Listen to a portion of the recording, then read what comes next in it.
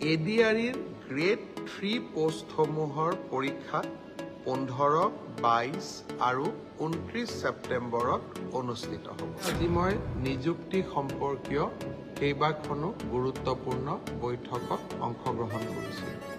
ছাত্ৰ-ছাত্ৰীসকলে এডিআৰিৰ পৰীক্ষাসমূহ কেতিয়া অনুষ্ঠিত হ'ব সেই বিষয়েও মোক প্ৰশ্ন কৰে। আজি আমি সেই বিষয়েও এখন বৈঠক কৰিছিলোঁ।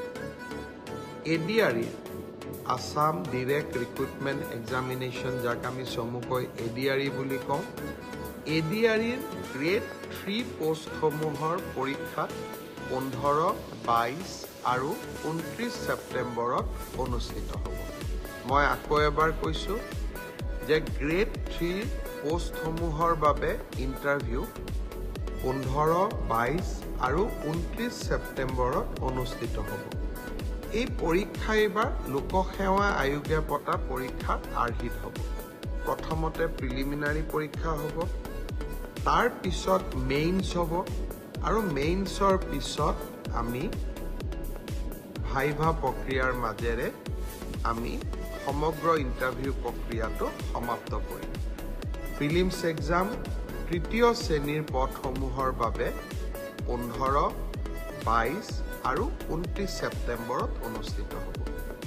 আজি আমি জুলাই মাহত আছোঁ।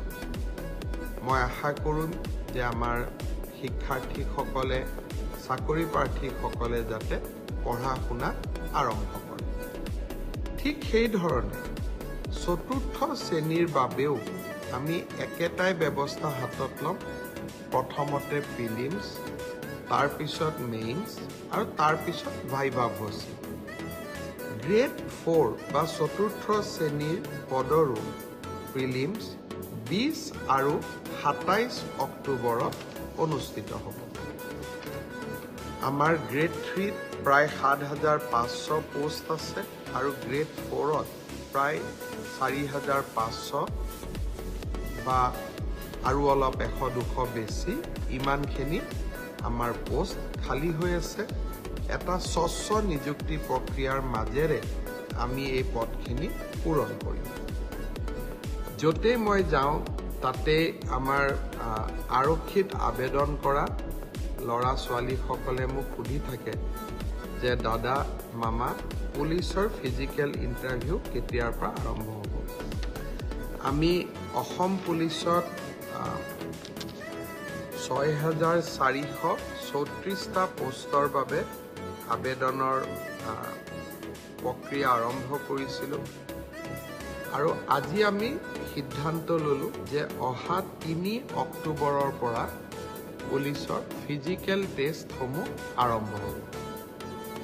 গতিকে মই সকলোকে অনুৰোধ কৰিম যে বানপানীৰ যেতিয়াই পানী শুকাব, আমাৰ খেলপথাৰসমূহ মুকলি হ'ব, আমি দৌৰা প্ৰেক্টিছ আৰম্ভ কৰিব লাগে। কাৰণ 3 অক্টোবৰৰ পৰা অসম আৰক্ষীৰ ফিজিকেল টেষ্ট আৰম্ভ হ'ব। মোৰ লক্ষ্য হৈছে যে ফিজিকেল টেষ্ট, ৰিটেন আৰু ভাইভা তিনিওটা প্ৰক্ৰিয়া সম্পূৰ্ণ কৰি এই বিত্তীয় বৰ্ষতে আমি যাতে এই 6,434টা পদ ভৰ্তি কৰিব পাৰোঁ, এটা সুন্দৰ নিযুক্তি প্ৰক্ৰিয়াৰ মাজেৰে ল'ৰা ছোৱালীক নিযুক্তি দিব পাৰোঁ, আৰু তাৰ লগে লগে 2025 চনৰ বাবে আকৌ এবাৰ নিযুক্তি প্ৰক্ৰিয়া আমি যাতে আৰম্ভ কৰিব পাৰোঁ। এলিমেণ্টাৰী এডুকেশ্যন প্ৰাথমিক শিক্ষা বিভাগৰ শিক্ষকসকলৰ নিযুক্তিৰ প্ৰক্ৰিয়াও খুব সোনকালে আৰম্ভ হ'ব। অৱশ্যে ছেকেণ্ডাৰী এডুকেশ্যনত আমাৰ অকণমান সময় লাগিব, কাৰণ প্ৰথমবাৰৰ বাবে অসমত আমি গ্ৰেজুৱেট টিচাৰ মেথছ বুলি এটা নতুন পদ সৃষ্টি কৰিব খুজিছোঁ। আমাৰ স্কুলবিলাকত, হাইস্কুলবিলাকত ইমান দিনে গ্ৰেজুৱেট টিচাৰ ছায়েন্স আছিলে, মেথছৰ বাবে সুকীয়া শিক্ষক নাছিলে। যোৱা কালি শিক্ষা বিভাগৰ লগত মই বহুত দেৰি বহিছিলোঁ, আৰু আমি এটা সিদ্ধান্ত লৈছোঁ যে আমাৰ হাইস্কুলবিলাকত গ্ৰেজুৱেট টিচাৰ মেথছ বুলি এটা সুকীয়া পদ হ'ব লাগে, যাতে গণিতৰ ওপৰত আমি একোজন শিক্ষক নিযুক্তি দিব পাৰোঁ। গণিতৰ শিক্ষক নোহোৱা বাবে আমাৰ স্কুলসমূহত শিক্ষা ব্যৱস্থাত বহুত জটি পৰে।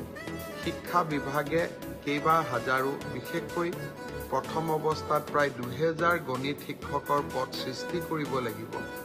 সেয়েহে মাধ্যমিক শিক্ষকৰ নিযুক্তি প্ৰক্ৰিয়াটো এমাহ বা 2 মাহ পিছত আমি আৰম্ভ কৰিম।